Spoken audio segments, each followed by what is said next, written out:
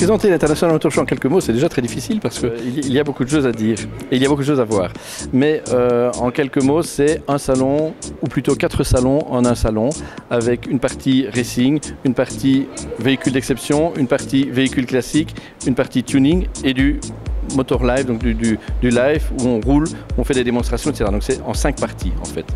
Alors dans chaque partie, il y a des tas de choses à voir et on travaille généralement sur base de thèmes. Et cette année, le thème de la partie racing, c'est les 100 ans du rallye de Monte-Carlo.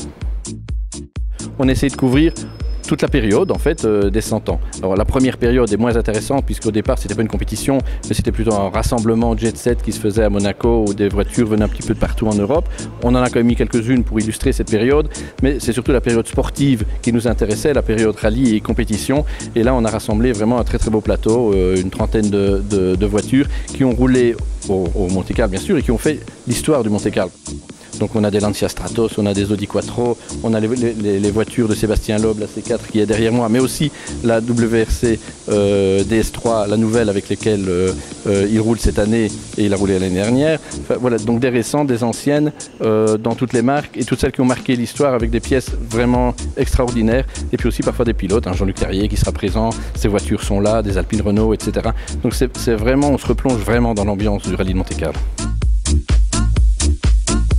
On a à peu près toutes les disciplines de la compétition automobile qui sont représentées, donc que ce soit en circuit, que ce soit en rallye ou que ce soit en moto, enfin vraiment toutes les disciplines du sport moteur.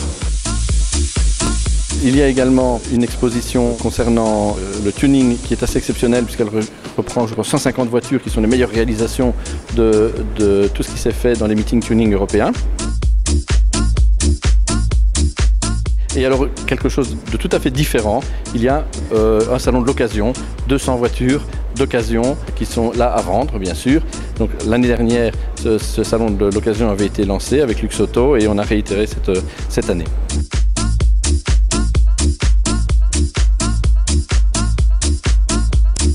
L'année prochaine, on fêtera nos 15 ans.